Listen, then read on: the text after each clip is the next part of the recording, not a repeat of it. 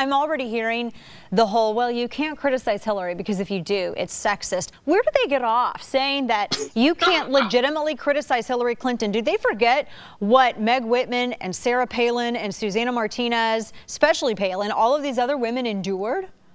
Well, of course they don't care, Dana, because they're liars. They don't care about sexism. They don't care about racism. These are concepts they use to delegitimize their opposition, increase their own power. She cares nothing about women. She cares nothing about minorities. She cares nothing about regular folks. Hillary Clinton cares about one thing: Hillary Clinton. Yeah. And the optics are pretty unbelievable, too, as she's driving this bus around Iowa and her daughter's on the cover of Elle magazine and she's wearing Derek Lam and Brian Atwood pumps and Cartier jewelry.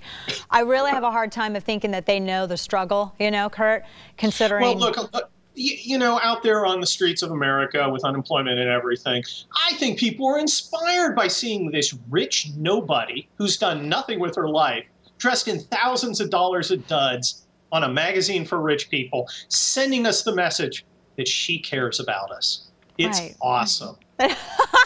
You enjoy that. All right, I want to get into some of these questions that you have. I mean, none of these are all legitimate questions that you had put up in your piece over at truthrevolt.org.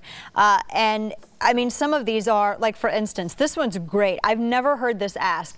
You wrote, when you moved to Arkansas, you were hired by the state's most prestigious firm.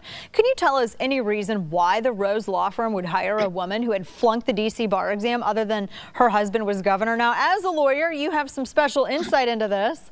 Well, look, I'm sitting here in my palatial partner's corner office, and if somebody came in and said, hey, I'd like you to hire me, I failed a bar exam, which basically consists of taking your pulse, which is the DC bar.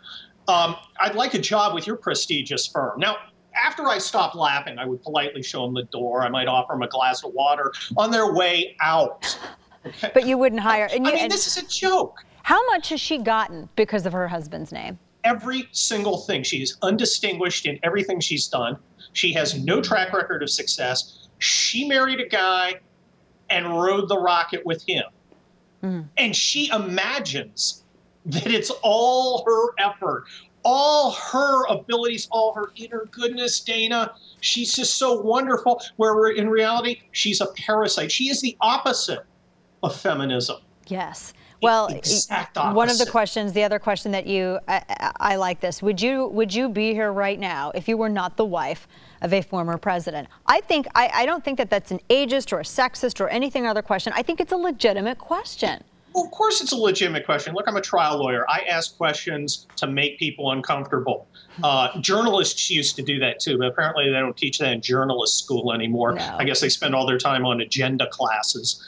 But no, I mean, that's a legit question. Why do you think you should be president? What did you do besides marry a serial sexual abuser and bear him a child? Really? I mean, what have you done? What did you do as New York State Senator? What was your greatest achievement? Yeah, you asked. Her bio on her website, it doesn't tell us. She did some stuff for upstate New York. That's fine, but not exactly, you know, doing stuff for upstate New York. Not what I'm really concerned about in a day when the Iranians are just a hop, skip, and a jump away from getting a bomb that can wipe Israel off the map. Right. Seriously, what's her record of achievement?